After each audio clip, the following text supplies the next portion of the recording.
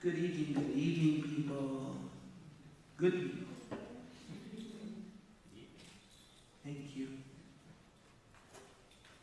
I have to get organized here first. Oh, that's not gonna work. Let's try this. Slides are there. Again, thank you so much for being here this evening, and special thanks to the College of Education here at the University of Regina, and my very particular thanks to Mark Spooner and the Dean and all who have made this day possible. I also want to thank my friend, my new friend, for the blessings that were just given for these words. For we wake up in the morning because we still have work to do, and I'm grateful to have the opportunity to share some of that work with you today. I'm going to talk a little bit about some stuff that might appear that it should be in a church space. In this hollow ground, it probably is as close to a church space as I might get of late.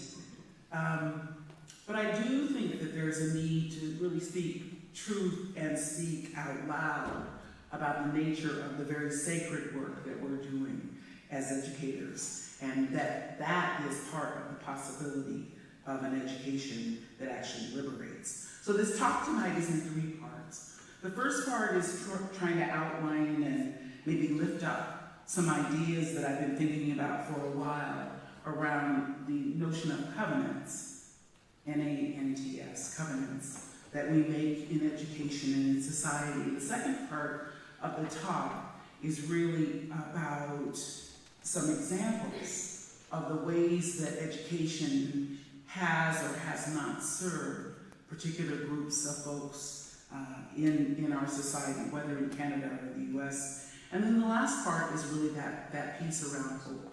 It's that piece around what's possible in education. And I think there's a moment right now, post-pandemic, post-everything, where we have the chance to really shake things up a bit, to take apart structures that don't work, and to build new structures that are really about the freedom and liberation of all. So let me start with the first part. It's called New Covenants. And pardon me if I don't get the slides quite right. I need a clicker. And when I have to work from a keyboard, I sometimes forget that I'm supposed to be clicking.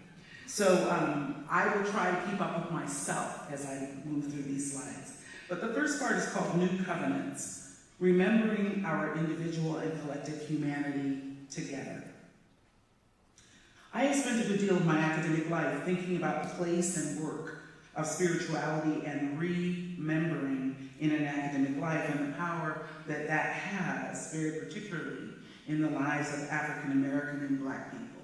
And tonight I just want to just sort of say out loud, I am African American, so I talk about African American people. But I think there are some real resonances with some of the things that you all are talking about here in Canada as well, with folks who have traditionally been marginalized from schools and society. So this is the experience I know well. I hope you can take away from it the things that you need. I've argued that remembering is as much about recollection as it is about marshaling knowledges and ways of being and thinking in the present to do a particular kind of work, a kind of agency taking. This talk tonight rests in the urgent need to remember, that is to recall and to put back together again, and is centered in the covenants that we've made as educators and leaders with ourselves and with each other. Now, many of us think of the notion of covenant as something holy, something that guides a particular religion or a particular doctrine.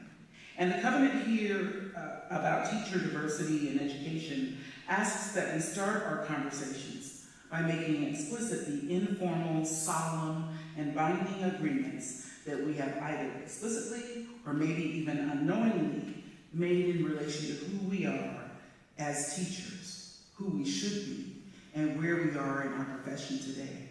It is the desire, my desire especially, to unpack a painful paradox that is embodied very specifically in an often unknown essay by James Baldwin entitled A Talk to Teachers. He states this: I decided very early that some mistake had been made somewhere. I was not an N-word, even though you called me one.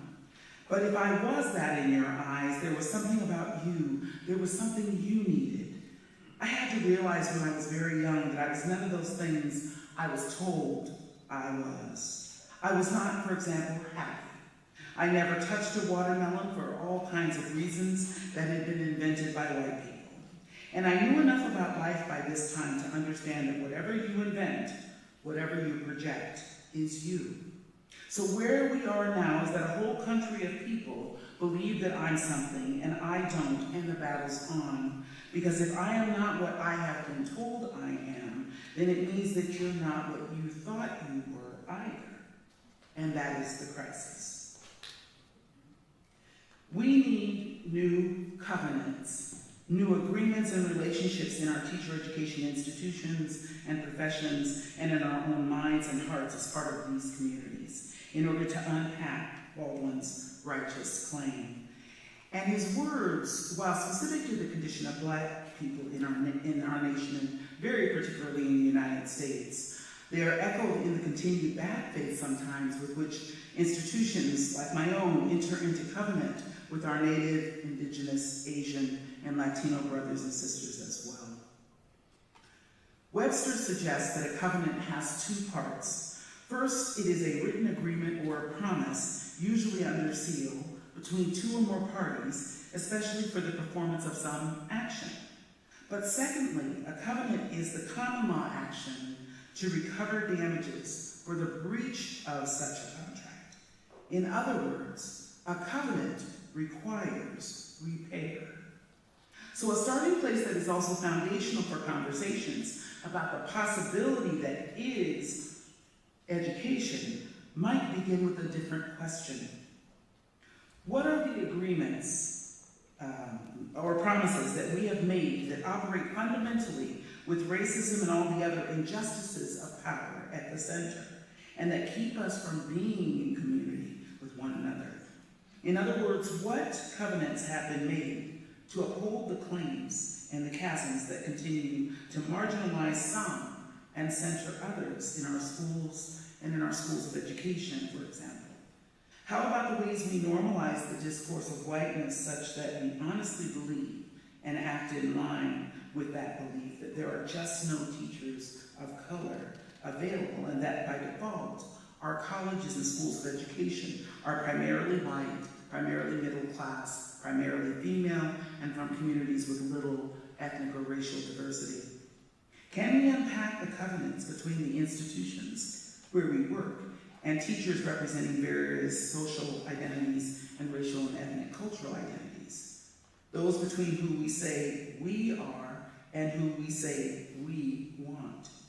To that last question, what are the promises that we've also made to inadvertently, unconsciously, or blatantly exclude racially and ethnically diverse populations? And most importantly, are we willing to acknowledge our own lies, collusions, and exclusions in the covenants we've made?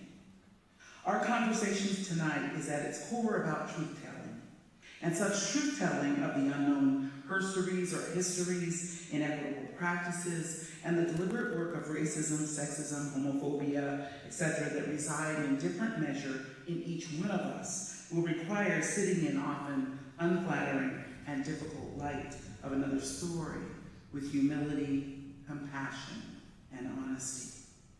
But an equally critical part of this conversation must also be about the second part of the definition of covenant, about Baldwin's characterization of the crisis that we continue to exist within.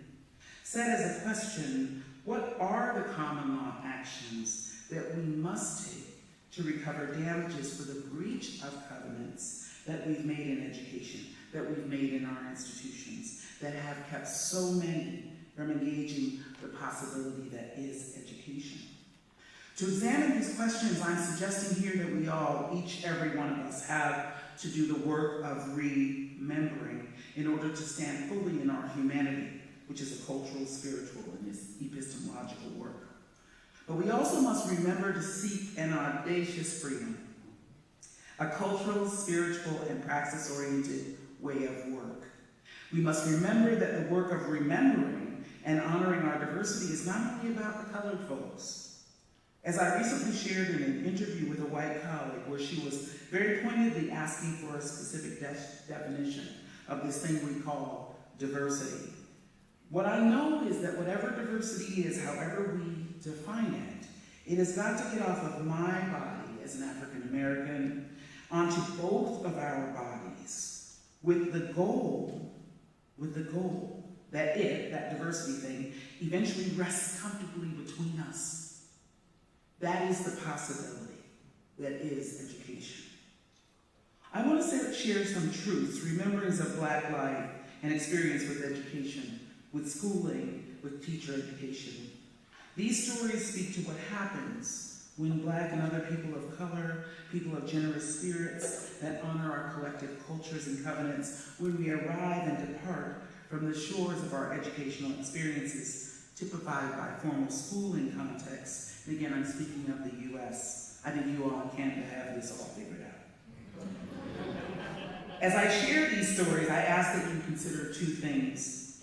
One, the way these stories embody those very problematic and unhealthy covenants that keep us from the possibility that it is education. And two, the ways that these stories either map on or don't map on to your own educational experiences in ways that help you to understand the covenants that you have made that either help or hinder the possibility of education as well. I also ask that you consider and try to conjure what new agreements or covenants might be necessary in your own contexts to really transform the relationships between schools and communities and students and teachers in a way that would center the whole student. Because whatever education means in this moment, post-pandemic especially, it is about creating contexts that honor the ability and the spirit of all of us to stand fully in who we are as a community and to stand in that space with the audacious freedom that education requires. So this next section of the paper I call We Remember Our Humanity Despite Our Education. And I want to share two stories. One is a story that I wrote when I was a doctoral student as part of my comps exams. The question that the committee asked me to write about was how I became literate. And I couldn't come up with a way to write about that with the exception of writing it in prose, so I did. And so I share that with you as a way of introduction, but also as a way of sort of thinking deeply about the kinds of educational experiences that some of our students are having with us.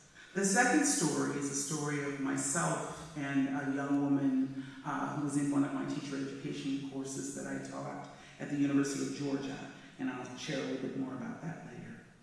So this piece is called A Literate Life. I was born a Black child in a Black family. My parents loved me and I them. They introduced me to 4 sisters and a darling baby brother who loved me and I them. They all taught me things, my sister especially.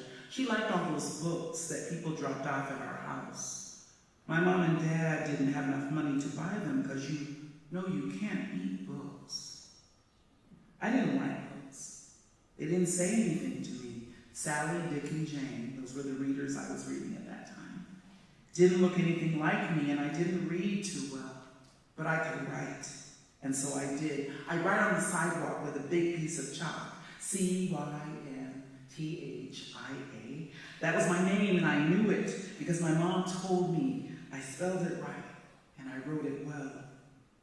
My sister kept on reading, and I kept on writing. I went to school when I was 6 with my sister and my pencils in my Barbie lunchbox.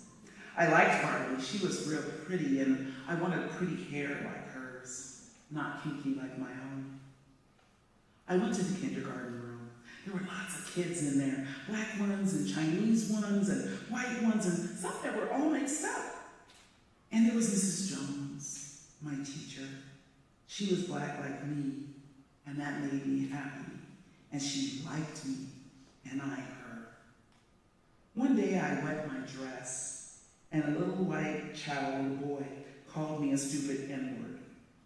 I remember Mrs. Jones grabbed his arm and made him apologize. And he said he was sorry, and we were friends after that.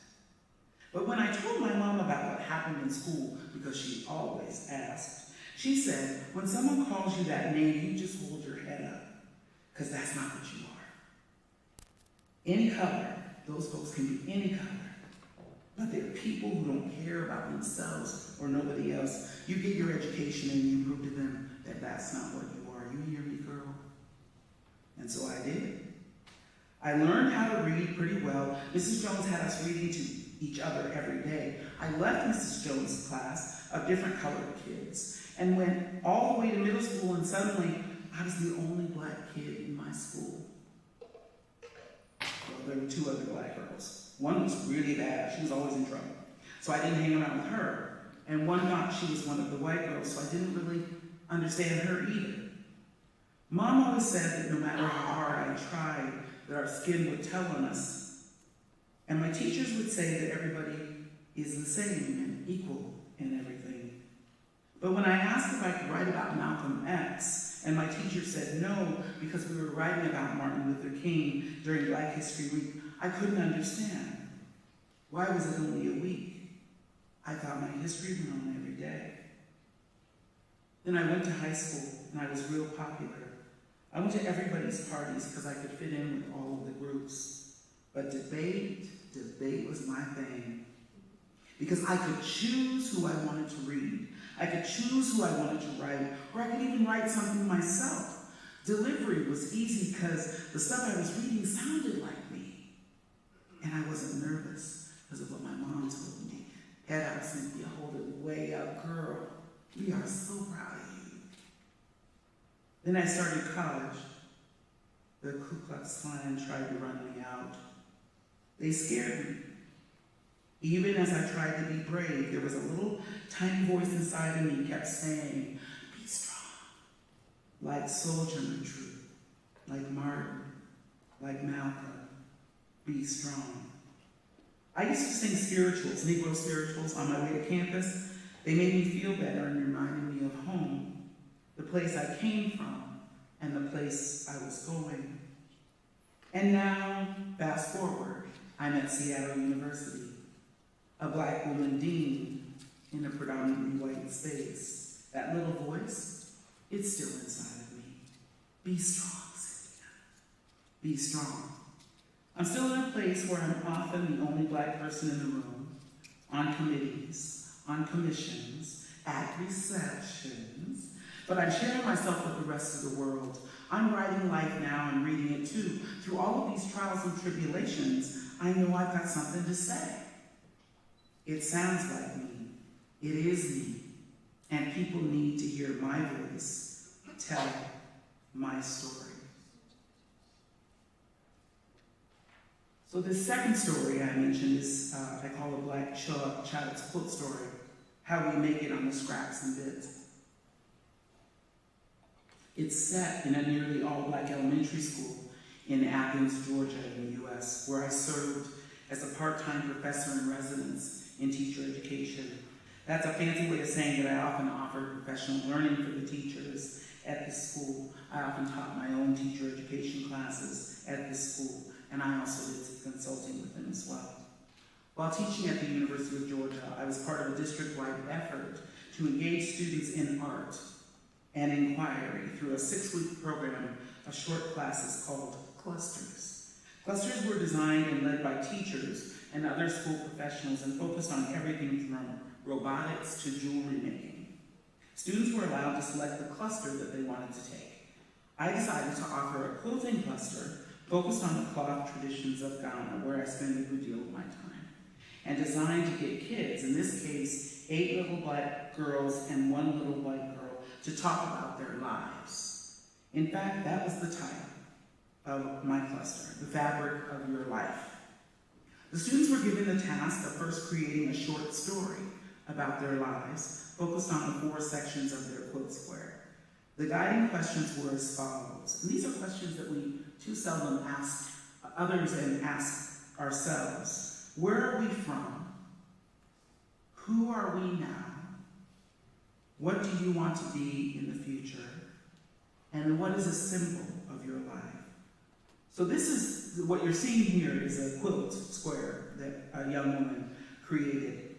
And I was particularly intrigued by this young woman who brought a piece of cloth from home to incorporate into her quilt.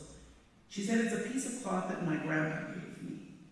Her bright eyes only matched by the grin from ear to ear. I share here the story she wrote from her quilt square.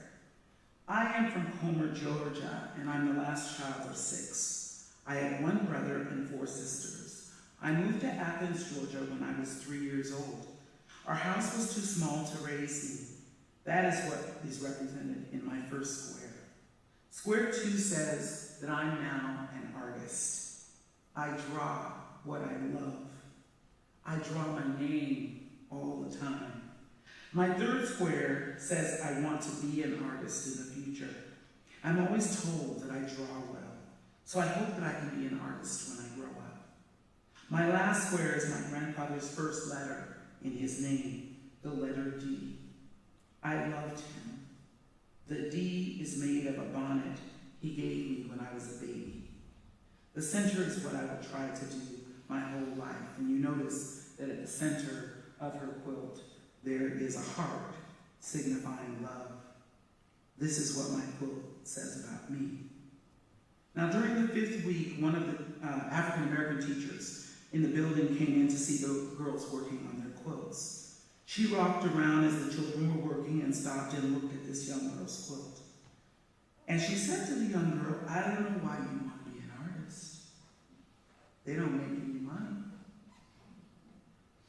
She goes on, "It's nice and all, but why do we have to use those African symbols?"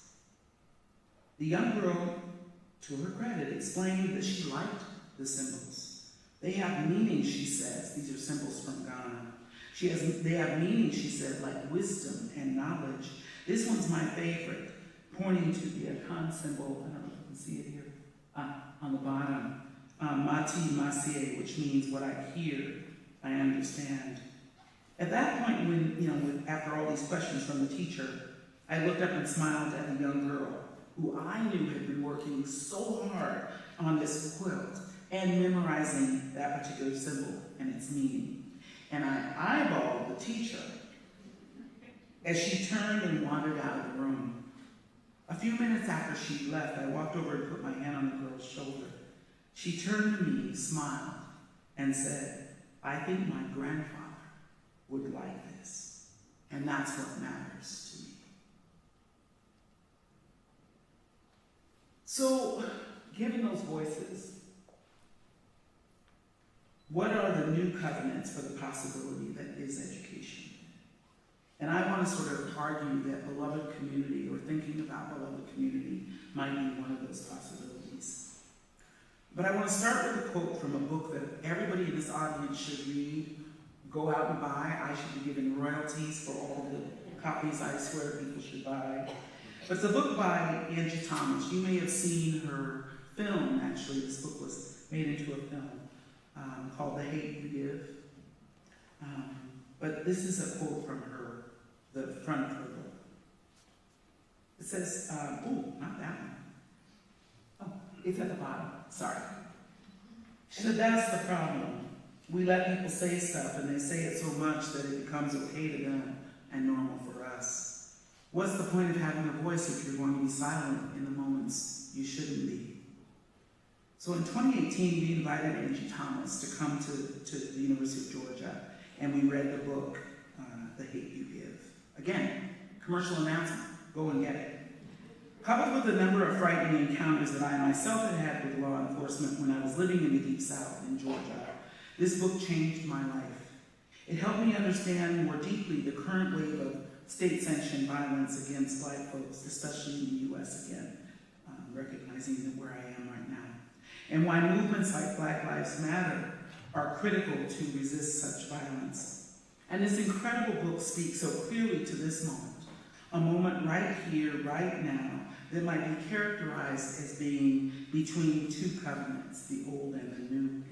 It is also fundamentally a moment where the spirit and humanity of those historically characterized and relegated to the margins is choosing to talk back, to speak back, to act, to demand to be. Unfortunately, reports of violence against those demonstrations of humanity often go a little something like this. These are benevolent and innocent law enforcement officers.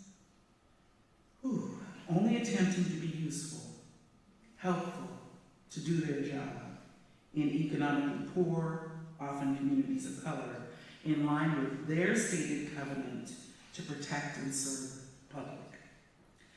Sandra Mosley's death just recently at the hand of law enforcement is but a recent example. But as Star, the young African-American protagonist in this book, The Hate You Give, states, here's her slide. Funny, slave masters thought they were making a difference in black people's lives too, saving them from their wild African ways. Same shit, different century. I wish people like them would stop thinking that people like me need saving. Our well-being and audacious freedom is a mutual one between young and old. So we need these new covenants with young people in our nation and in our schools, promises that would invite a whole different way of being together in our quest for equity. They are the possibility that education is right now.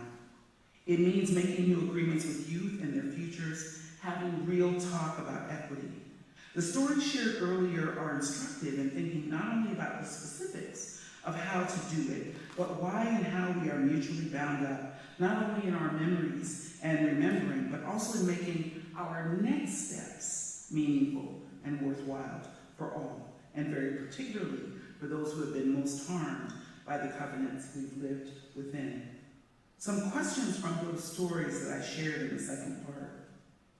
How would life have been different if the little black girl, myself, had lots of different teachers, including more black teachers in her life?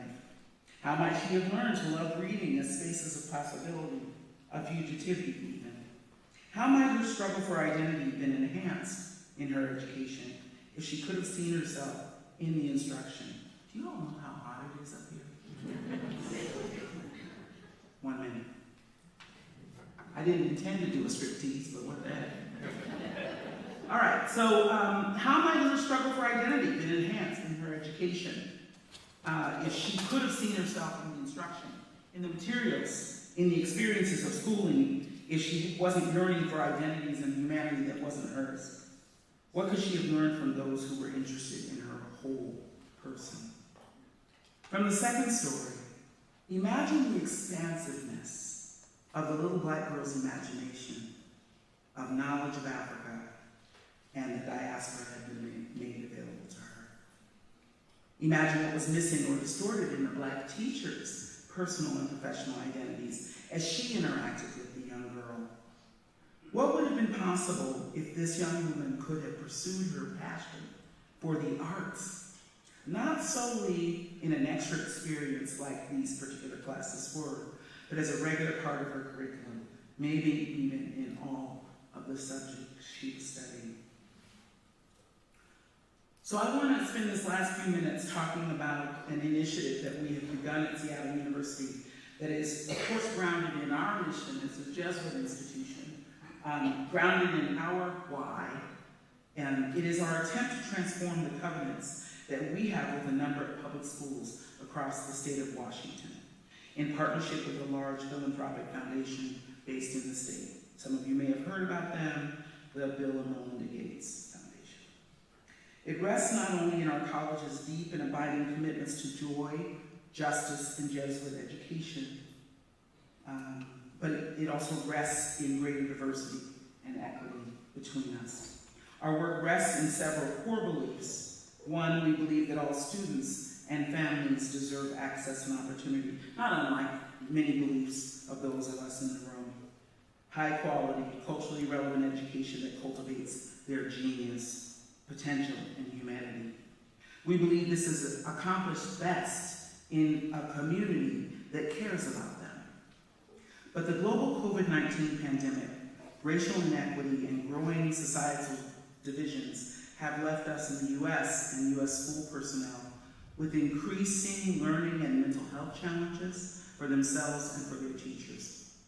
Further, these same realities have stretched our engagements with community without adequate supports, without adequate cultural knowledge, and without meaningful relationships with schools. Now, research tells us that the success of every student relies primarily on learning from teachers who know and care for them and are competent in their subject matter. However, many loving, well-meaning educators and school personnel do not have the skills, knowledges, and experiences to work effectively with diverse groups of students from a position of strength, right? So this mismatch is causing increasing teacher turnover and burnout and lack of success too often for many of our students. And it's hit BIPOC educators, what we call teachers of color, and students of color disproportionately in public education, whether we're looking at traditional public or public charter schools. We believe the global nature of the pandemic fundamentally changed teaching and learning, and the relationships needed to effectively do both. Thus, in this moment, we need to reimagine public education in ways that serve these new realities, is good for the whole public, that includes our global community, and ensures a strong future for all of us, especially those engaged in public education. Now, we have started a project, is that it? Yeah, that is foundational, whose foundation is in the work of Dr. King. The project is called Public Education and Beloved Community Initiative, or what we call PEDC. It relies on Martin Luther King Jr.'s notion of beloved community, and it's a way to honor shared humanities, recognizing past hurts as a way of knowing and being together. So I'm going to just sort of very quickly run through some of the tenets that this work rests on. So Dr. King talked a lot about a strong awareness that one is a citizen of the world, that no matter, today especially, no matter where you are and what you're doing, you live in a world. You have an address someplace, maybe, but you live in the world. Understanding that freedom, everybody wants freedom. It's an internal desire. And it's important for us to sort of cultivate that the work has a basis in nonviolence and acceptance. And this fourth one, in understanding that whatever affects one directly affects all indirectly. So it might not be the case that it's happening in my community, but you can bet it's going to come back to haunt and also challenge the kinds of work that we're doing in any one of our schools and communities. A recognition that we're each unique, and in order to realize our need of one another, so we need each other. Finally, understanding that the citizen must be judged not by the color of their skin, but we heard this in his famous speech, but the content of their character, and awareness that all people have been psychologically damaged, and especially in the United States, by this construct of race, but it was a worldwide project. But Black folks especially must no longer be ashamed of being Black, which also means that there's a lot of truth-telling that still has to happen. And then this idea that all labor has dignity. So here's what we're doing in this project, which if you can't tell already, I am so excited about. First, we were asked to choose a purposely diverse network of public schools, publicly funded charter schools, as well as traditional charter schools. So there are 9 schools across the state of Washington in this project. And our work is to reimagine public education in beloved community, transforming the relationships necessary between schools and community. The ultimate goal is to increase the odds for success for diverse teachers and students across the state of Washington and beyond. And we're doing that with three sort of goals in mind. One is that we purposely chose these schools, right? And they represent big schools, small schools, schools that are in predominantly urban settings, schools that are in rural settings, schools that are focused on global education, schools that are focused on other types of education. We also have tribal schools. We have, who else is, we've got a diverse set of schools. But our goal is to say, it's difficult to understand beloved community unless you are experiencing beloved community. So how do we actually do that together? But with 3 goals, the strengthening and clarifying of the missions of public education. So we're going to have a lot of conversations about what is the mission of your particular school? What should be the mission of public education? We also hope to build relational capacity of teachers and leaders. What we're seeing in our own work and in our own relationships with schools is that whether it was the pandemic or otherwise, we're having a hard time talking back and forth between community and schools. And so trying to strengthen that and build in the metrics for success based on what the community believes the metrics of success should be. So one of the beauties of this project is that we get to utilize evaluation measures and assessment measures that are not traditional. There will be art and creativity as a part of the metrics. There will be a particular project that each school crafts for themselves in line with their communities around how we see ourselves in relation with one another. There's more, but we can maybe talk about it later. But when we were putting this project together, one of the most beautiful parts was that the Bill and Melinda Gates Foundation said, we're not sure how to assess success. And A, that was an incredibly humbling thing to hear from them. But B, it also provides us this opportunity to say, local communities, schools, can we define success in multiple ways and in ways that are in line with the goals of the particular community that you are a part of. Those, I just shared the goals. We do have a check-in metric every quarter where we meet with teachers and leaders who are a part of this project. And these are the dimensions that we are actually studying. So if you're going to be in a beloved community, you've got to be in there with love. And so the 4 dimensions, how are we deepening one's knowledge of oneself and one's love for oneself? How do we think about that in terms of our love for others? Our love as a community practice, not just something that we do only for ourselves, but in community with others. And then in what ways do we see love in a bell hooks kind of way, infused with power? And how do we see deepening sorts of commitments to that? I'm going to skip over that part. I wanted to get to this particular slide because I want to end here. I haven't shared much about the project. We're just now constructing it, but we're constructing it in council and community with the schools that are a part of it. But I think the thing that's really exciting about it is this idea that we have the commitment and the covenant to work with community. Like, that's not an option anymore. It's something that we must do. While such a framework isn't just for Black people and not solely a covenant between Black people, it does recognize the need for us and other people of color to serve as the experts on their own culture and their own knowledges and their own experiences in relation to those with whom we interact. These are what I love this slide because they remind me of the shared containers that all kinds of heritage lives within and can be stored within. Dr. Kate's notion of beloved community is centered in this idea that we've got to have these shared containers. So as we think about the professional development, educational development, that is the very embodiment and enactment of diversity we say that we want, it seems worth examining a beloved community sort of model or framework as a new possibility for what's possible in education.